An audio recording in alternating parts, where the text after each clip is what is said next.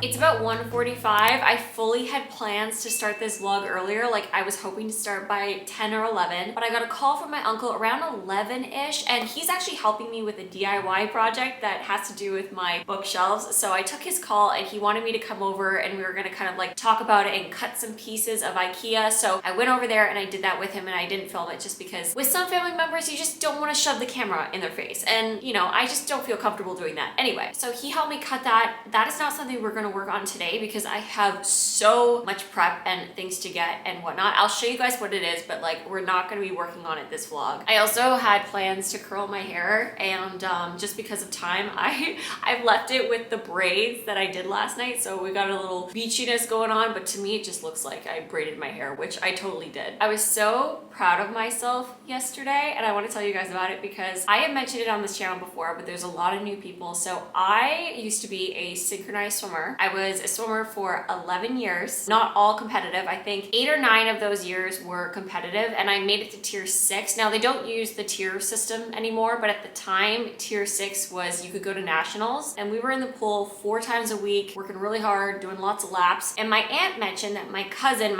and his wife live in the building actually right beside mine, and our buildings are connected. So all the amenities that I can use, I just have to hop over to his building and I can use things like the gym, like the tennis courts, like the pool, like all that stuff. And I have been meaning to go check out the pool. Like it's been on my apartment bucket list, I guess, if you will. And my aunt told me that my cousin was using it. And so I ran into him and I asked him everything about the pool because I really wanted to know. I used to love swimming. I still love swimming, but it's not the same. Like I don't go to pools anymore. I basically go to cottages now. There's something totally different about swimming in a body of water as opposed to a pool. So yesterday, oh my God, I was actually, it sounds so stupid, but I was nervous to go, which is so weird. But I was like, Karenna, you hightail your butt to that pool. So I got everything ready, and actually my practice suit that I used to wear, like the last time I wore that suit, I was 18 and it still fits, which is wild. So I got my practice suit. I pulled out my old goggles. I even had the goggles from when I used to swim. I don't have a bathing cap, but it's fine. I just like really put my hair up, and I went over and I checked out the pool, and you guys, it was awesome. Did I suck? Yes. I did like 3 laps of crawl and I was dead, and it made me really realize how in shape I was back then, but it just gave me some new goals. So I could only really do 3 laps in a row doing crawl without like dying, and the next time I go, I plan on doing 4 laps and, you know, like keep the momentum going. I'm someone that has like really weak knees, so my joints are really affected nowadays. So being in a pool is great because it's very, well, it's not as hard on your joints. I won't say that it doesn't affect your joints at all, but it's a lot less harder than like, you know, walking on pavement or running on pavement, that kind of thing. And anyway, I just wanted to share because it's like a major throwback for me. There are some new things in my apartment that I'm going to take a moment to show you guys, but I also have some errands that I want to do today. I was going to try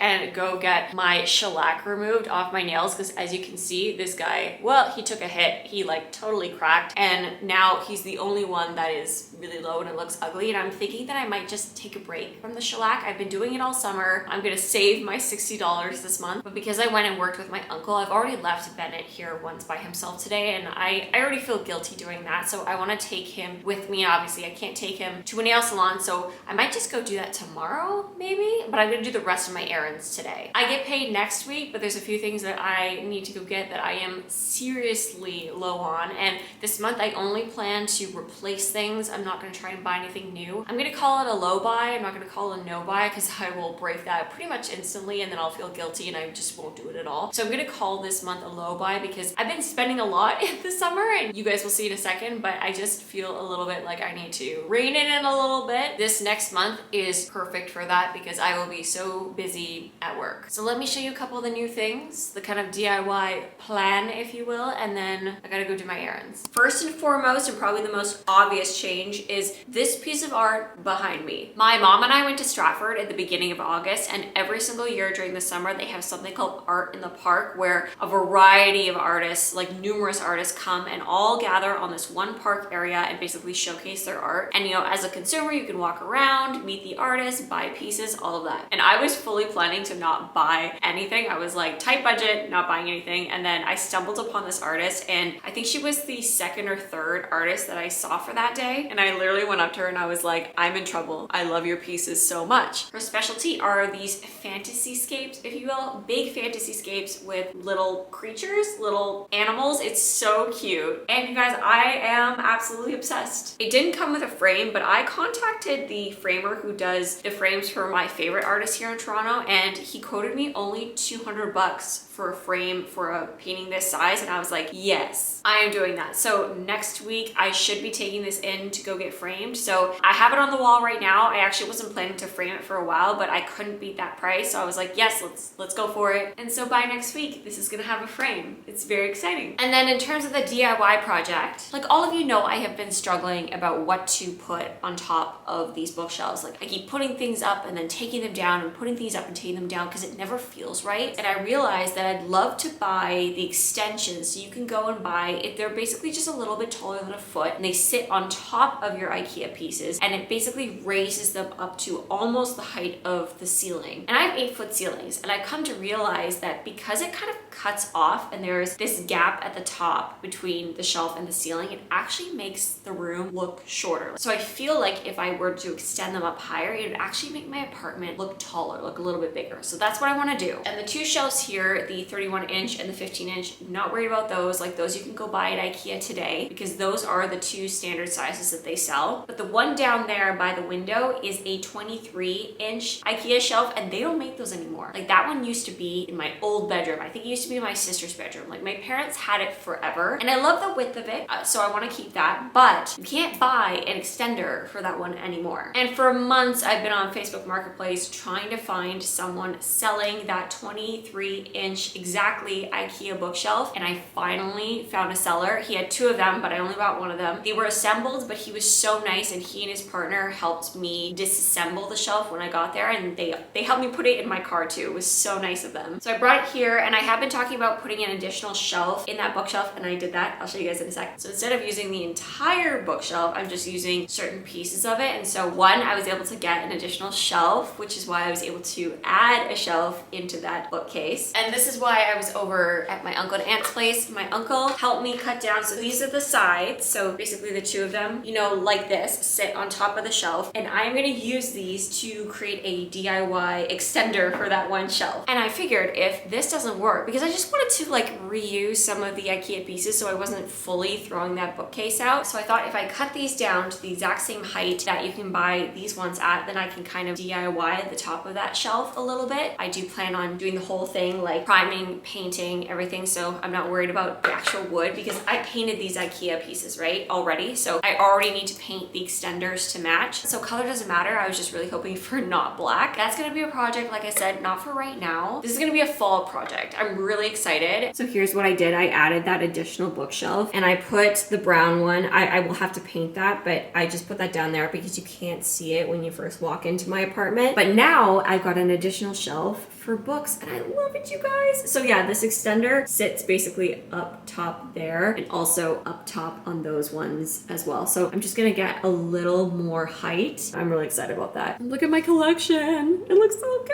I don't have that many books, as you can see, so I've kind of just like put everything I have in the shelves right now. I've seen this trend about people like showing, you know, their favorite books, like putting them forward like this, and it just helps with kind of like filling the space a little bit, but it'll grow, you guys. It'll grow. On my way, and my first stop is gonna be Sephora.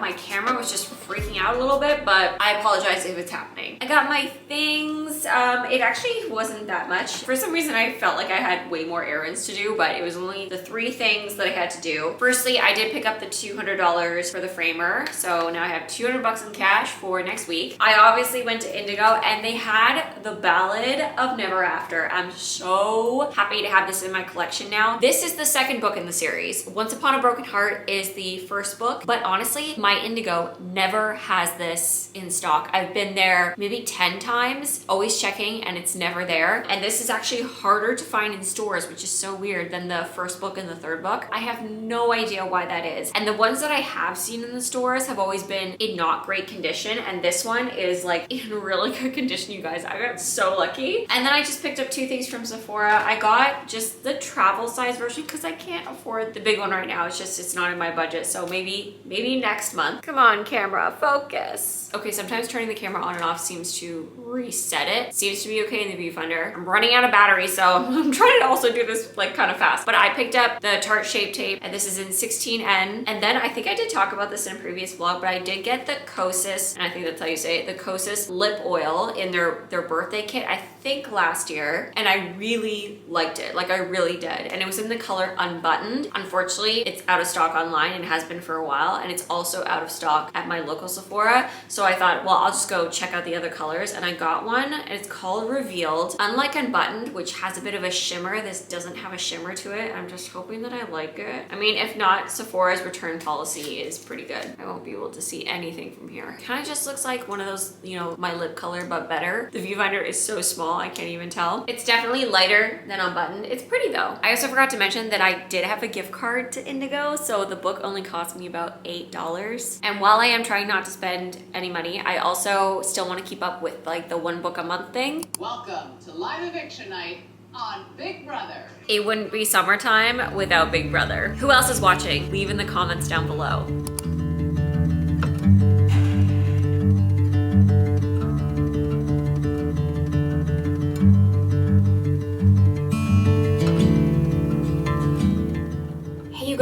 And it's Friday now. I am getting ready because I'm about to head out to the framing guy. So the guy who's going to frame the big painting that I bought in Stratford. He's ready with the frame and I got the money ready for him. So I'm gonna go. And he's also gonna install it for me like right then and there, which is great. I have to leave in like 10 minutes. I'm really cutting it close. I told him I would be there for 11 and it's currently 10, almost 10:15. And he's about a half an hour drive. I had a lot of sodium last night and I can tell in my face it's very puffy today. I did, however, successfully curl my hair this morning. I'm also listening to the Donna Adelson trial. It just started today, like they're literally doing opening statements right now. I think by the time this video goes up, the trial might be near the end or possibly concluded. I'm not sure. You guys know me, I love watching court cases. And this one is in Tallahassee, Florida. Let me know in the comments down below if you are familiar with the Adelson saga, because this is not the first trial of the Adelson family. And I watch all of the trials through Emily D. Baker. She's the best.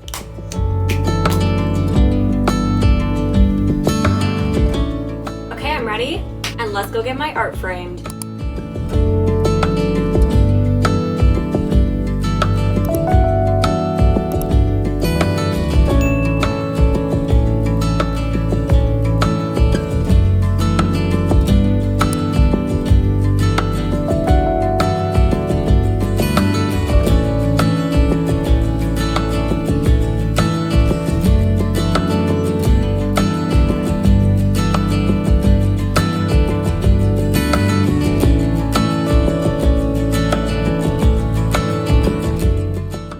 Listening to the Adelson trial. It's almost done. I feel like there might be 1 or 2 more witnesses maybe, but I had to stop because I am so hungry, like legitimately my stomach is in pain, so I just had to make something. So far the trial's pretty good. You never know what's gonna happen with a live trial. I think I would give the prosecution's opening statement an A. It's not quite the Alan Jackson A+ opening statement, but it was pretty good. And then I would give the defense one, it was pretty cringy. I gotta say, I was cringing a lot through it. And I was trying to give them the benefit of the doubt. I would say it was like a C. It was pretty weak, in my personal opinion. It's day 1, and we've got like 15 more days to go. So who knows what's gonna happen. But yeah, I gotta eat something. Like literally my brain feels like mush. That's why I just kind of have to listen to the trial, because it's keeping my brain occupied as I'm making the food. Thank God for trial days and Emily D. Baker.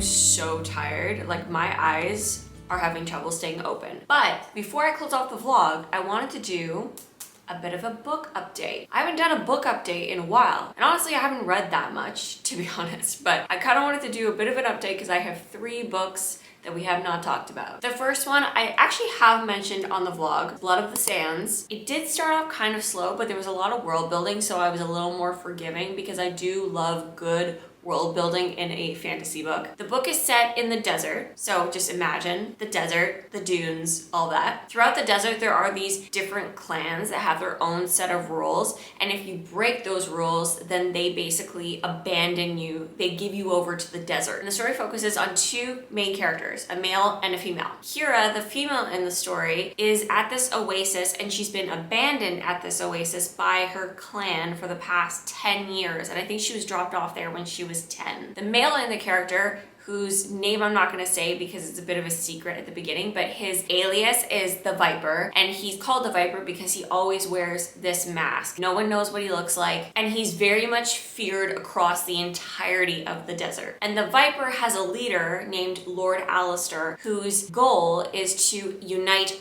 all of the clans together to then join forces essentially and lead those forces to conquer this main city in the desert. So on one of his travels to go and talk to a clan, he ends up stopping at Kira's oasis for the night. He doesn't know that she's there. He just like sets up camp and he goes to sleep. And she's hiding in the bush being like, oh my gosh, someone's at my oasis. No one's been here for 10 years. And she's this starved, thin creature basically. And she sees that he has food and weapons. So she decides, oh, I'm going to steal these from him. So she attempts to steal those from him, and he wakes up, he sees her do it, and he captures her. He then takes her back to his clan, but she manages in sort of the chaos of everything that happens within that time period of the clan, manages to escape. But before escaping, she hears Lord Alistair's plan to take over this city, and she's like, this cannot happen. I need to get to this city and warn them. I need to get there before the clans march upon them. I need to get there and tell them what's happening. So she sets out in the desert and manages to make it to this city. I'm not going to give too much away, but it's kind of obvious now that it's a bit of an enemies to lovers. You got the 2 sides, Kira in Kelvedon and the Viper, you know, for the clans. It is a trial-based book. If you don't like trials, you won't like this because there is a big trial in sort of the middle of the book. I personally like trial books, so I thoroughly enjoyed the trial part. It was kind of like this for me. It was slow at the beginning, and then it was the trials, and it was so much fun. And then the trials end, and it's sort of like this, I don't know, coasting period, which was not all that exciting, and then the end was like, whoa! Which is why I say it's kind of like a mixed bag for me. The ending was so gripping and left such a cliffhanger that I want to get the second book, and I don't know if the second book is out yet. It might be coming soon, but I haven't quite decided if I want to continue. I'm kind of like putting a distance between myself and the book in terms of time, and it's like when the book finally comes out, the second one, will I actually want to buy it and read it? Haven't made up my mind yet. I think I'm gonna give the book a 3.5 out of 5. I enjoyed it. Was it one of my favorites? No. The second book though was Crown of Midnight, which is the second book in the Throne of Glass series. I love this series, you guys. It's got world building and romance and adventure, like everything. It's got the perfect balance of what I personally like in a fantasy book. Now, is it a 5-star read?